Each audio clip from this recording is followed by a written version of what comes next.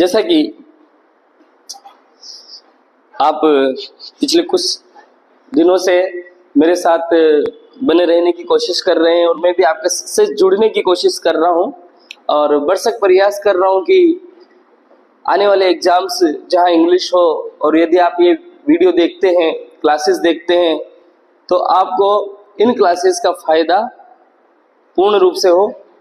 और बाकायदा हम आपको इन क्लासेस के माध्यम में वो चीज़ देने की कोशिश कर रहे हैं और आगे भी भविष्य में धीरे धीरे करते रहेंगे जो आपको आपके जीवन में वो पल देने में मददगार साबित हो सके जो आपने जीवन में एक पल के लिए सोचा है।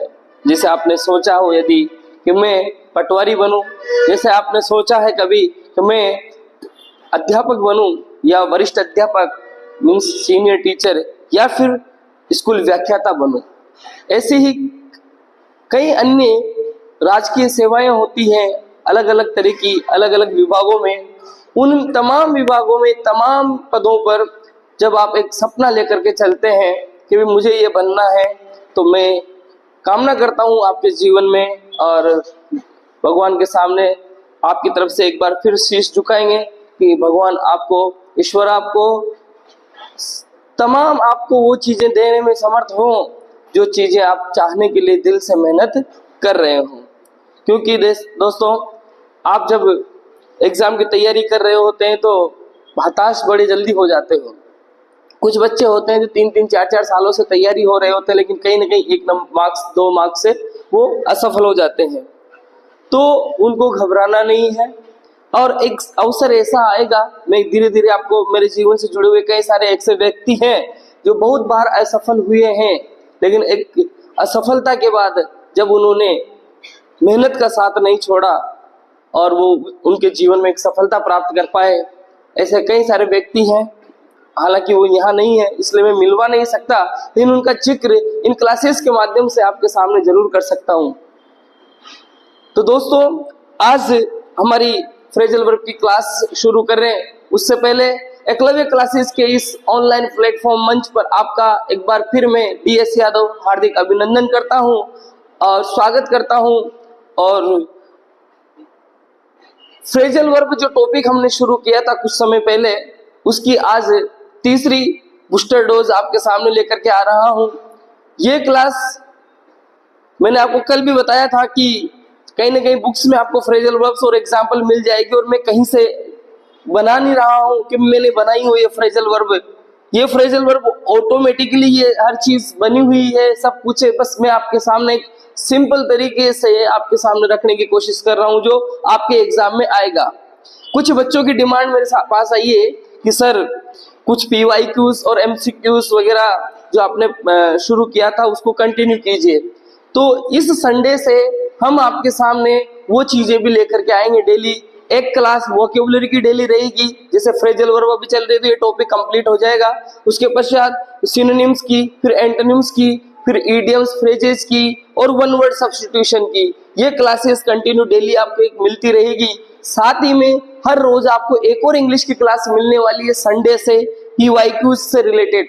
इंग्लिश के जितने भी टॉपिक आपके चतुर्थ श्रेणी में है या 3rd ग्रेड रीट मेंस में है या फिर 2nd ग्रेड में है, उन सभी टॉपिकों से जुड़े हुए आपको जो जैसे आर्टिकल है, जैसे एक्टिव वॉइस, पैसिव वॉइस है, डायरेक्ट इनडायरेक्ट है, डिटरमिनर्स हैं या नाउन है, प्रोनाउन है, एडजेक्टिव है, जितने भी टेंसेस हैं अपने टॉपिक है इंग्लिश के अंतर्गत, उन टॉपिक से जुड़े हुए वे PYQs जो एग्जाम में आ चुके हैं और बार बार पूछे जाते हैं, हर टॉपिक वाइज क्वेश्चन आपके सामने में लेकर के बहुत जल्द आने वाला हूँ संडे से। तो दोस्तों, थोड़ा सा धैर्य बना के रखिए और हमारे साथ लगातार बने रहिए।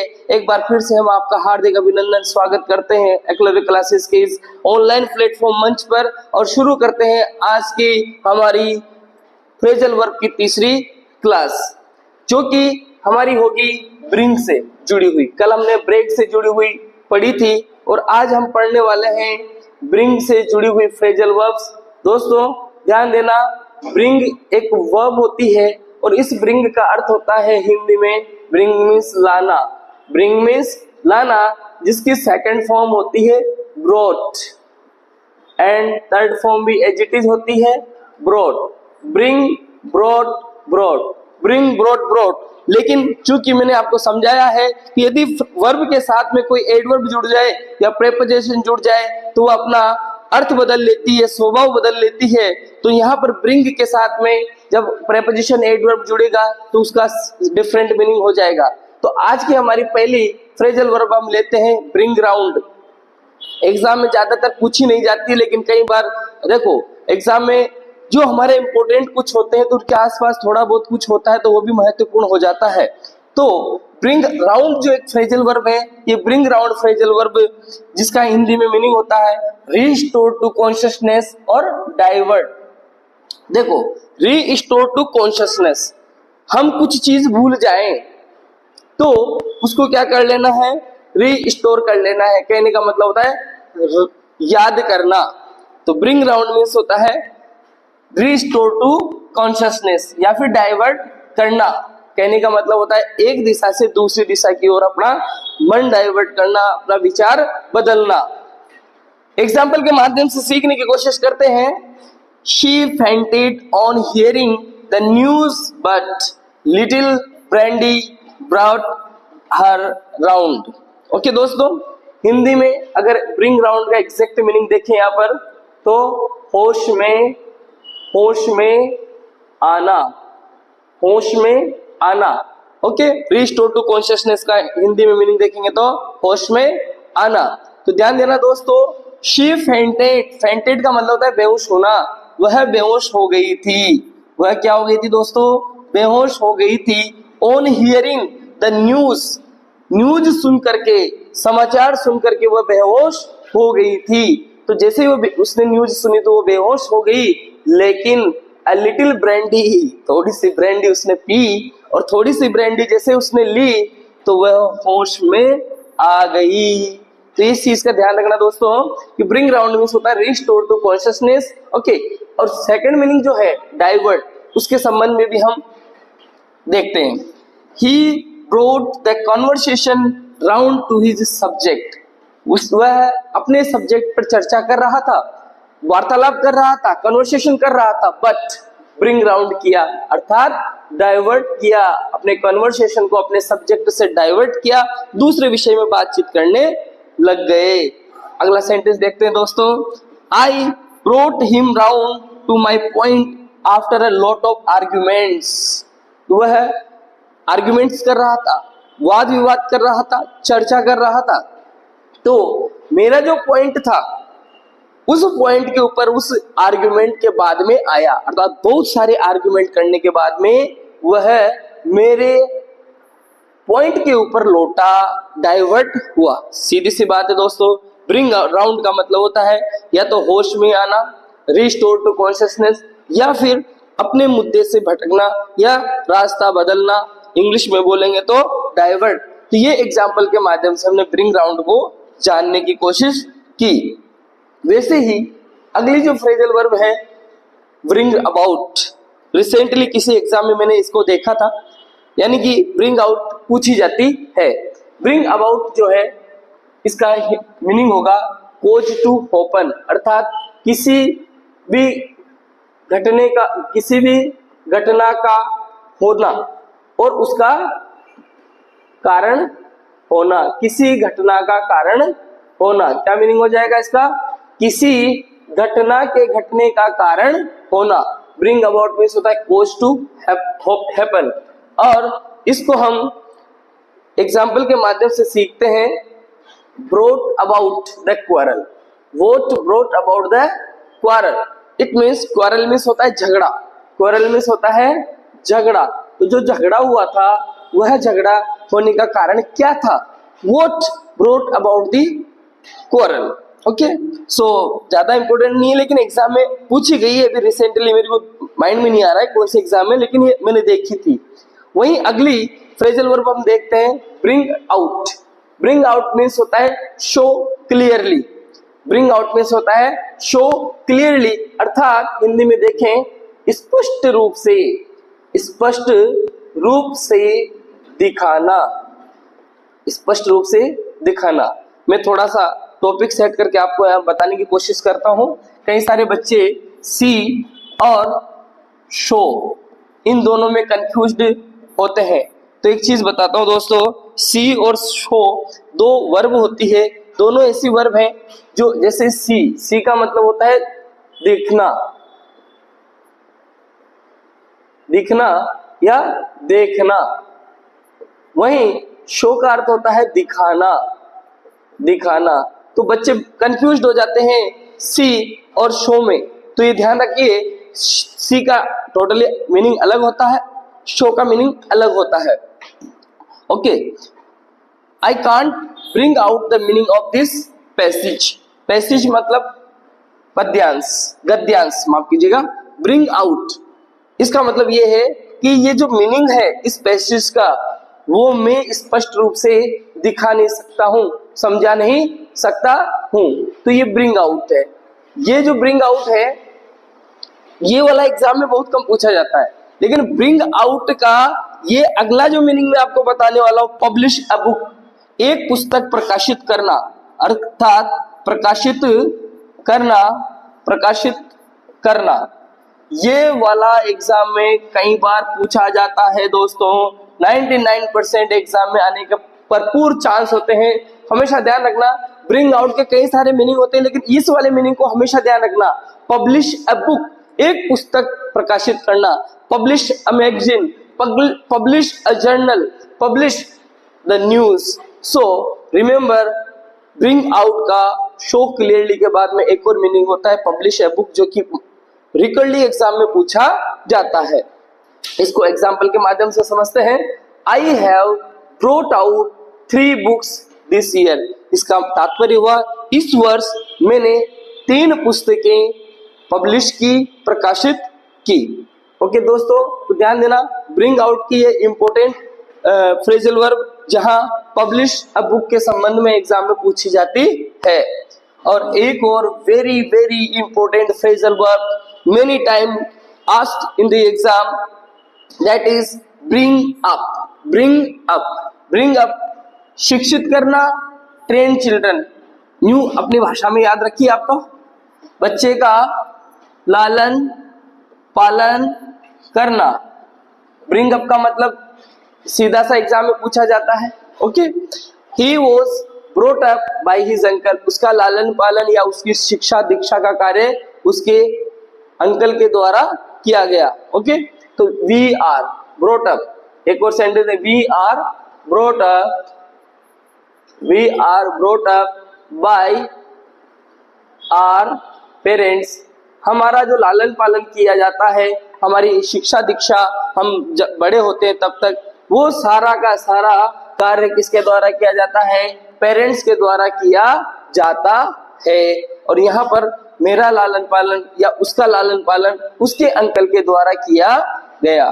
तो ब्रिंग अप यानी कि एक तो ये वाला अर्थ इंपॉर्टेंट होता है, और एक और जो दूसरा अर्थ आ रहा है वो भी हमें समझ में आना चाहिए, थोड़ा ध्यान रखना।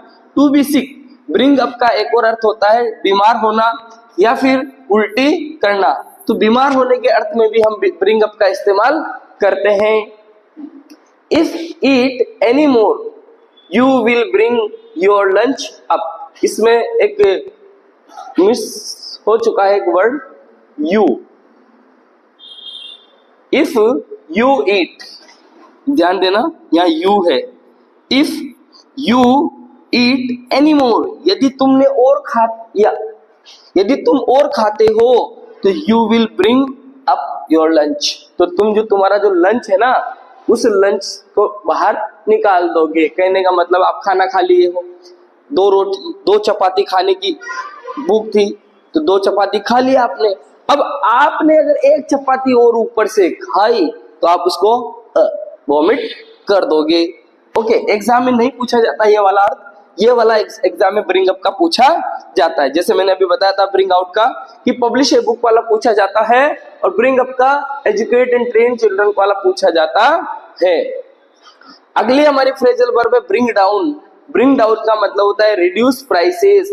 ये एग्जाम में पूछा हुआ है, एग्जाम में पूछा हुआ है ये फ्रेजल वर्ब। ब्रिंग डाउन का मतलब होता है प्राइसेस, अर्थात कीमत में कमी करना, कीमत में कमी करना, किसी की कीमत में कमी करना। प्राइसेस को रिड्यूस करना, गिराना, कम करना। तो ब्रिंग डाउन, बोलिए bring down, bring down, bring down, इसका मीनिंग होता है रिड्यूस प्राइजेस। और इस फ्रेजल वर्ब को भी हम कई बार एग्जाम में देखते हैं। और अगर इसका हम प्रयोग के माध्यम से सीखना चाहें तो ध्यान देना, ब्रिंग डाउन जो है, जैसे समझना, the government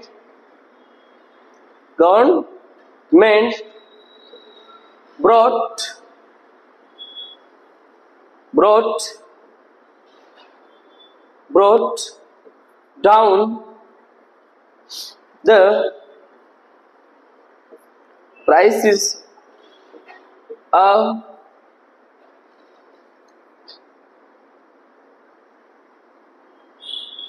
garlic last year। हालांकि ये एक विपरीत सेंटेंस मैंने लिखा है। एग्जाम में जनरली जब पूछा जाता है तो ब्रिंग डाउन का अर्थ होता है प्राइस रिड्यूस करना। पिछले साल वैसे लहसुन की कीमतें बढ़ी थी, लेकिन मैंने यहाँ पर विपरीत लिखा है उसके। हमने सिर्फ समझना है कि गवर्नमेंट जो है, गवर्नमेंट ने ब्रिंग डाउन कर दी है, क्या की है, प्राइसेस ऑफ गार्लिक, लहसुन की, लास्ट ईयर। तो इस सेंटेंस के माध्यम से हमने ब्रिंग डाउन का जो मीनिंग है जानने की कोशिश की है। और हम आगे बढ़ते हैं और हमारी जो अगली फ्रेजल वर्ब है जो एग्जाम में पूछे जाने के चांसेस रहते हैं, ब्रिंग ऑन, जिसका मीनिंग होता है हेल्प टू प्रोड्यूस, अर्थात उत्पादन या पैदा करने में सहायक होना,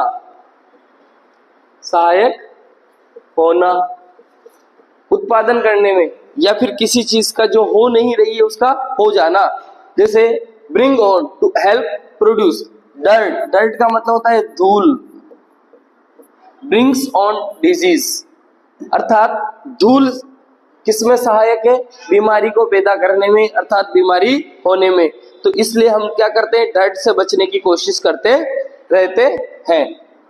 ब्रिंग ओवर का मतलब होता है कन्वर्ट करना मतलब उसको बदलना, किसी व्यक्ति की विचारधारा को या उसी व्यक्ति के विचारों को बदलना। जैसे they brought Ramesh over to their party, Ramesh दूसरी पार्टी का है और मैं दूसरी पार्टी का हूं, ठीक है।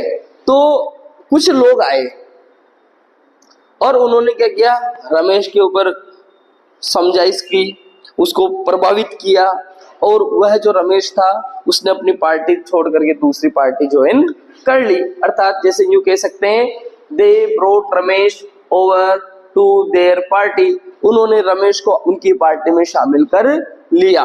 तो ध्यान देना, ब्रिंग ओवर का मतलब होता है कन्वर्ट करना, एक विचारधारा को छोड़ करके दूसरी विचारधारा में शामिल करना।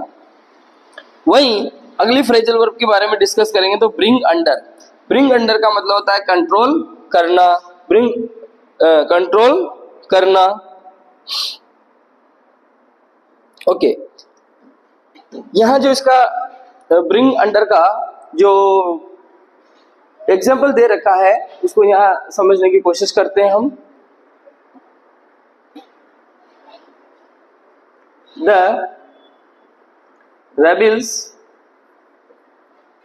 were soon brought under। It means जो रेबल्स था, विद्रोही जो थे, उन विद्रोहियों को क्या किया गया, जल्दी ही कंट्रोल में कर लिया गया, ब्रिंग अंडर कर लिया गया। विद्रोह छेड़ रखा था तो उनको जल्दी ही क्या कर लिया गया, कंट्रोल में कर लिया गया, ब्रिंग अंडर कर लिया गया, अपने अंदर ले लिया।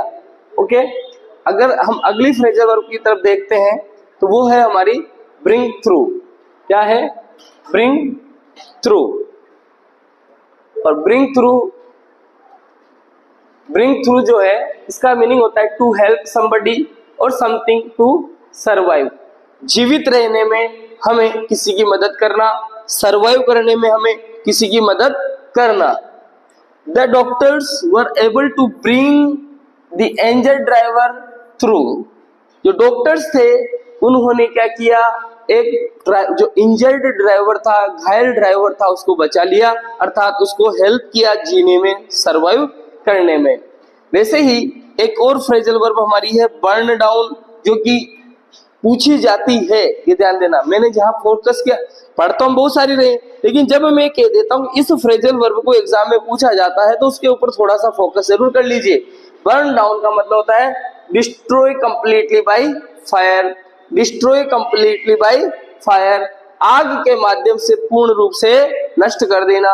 The militants burnt down the village. जो मिलिटेंट्स थे, अपराधी लोग थे, ओके, वे लोग जो देशद्रोही लोग जिसे हम कह सकते हैं, वे लोग जिसे हम आतंकवादी कह सकते हैं, ऐसे लोगों ने क्या किया, गांव को बर्न डाउन कर दिया, उसको जला दिया। ध्यान देना दोस्तों, बर्न का मतलब होता है जलाना, इसकी सेकंड फॉर्म होती है बर्न्ट और थर्ड फॉर्म भी होती है बर्न्ट। ओके, ध्यान देना, बर्न डाउन कर देना अर्थात नष्ट कर देना आग के माध्यम से।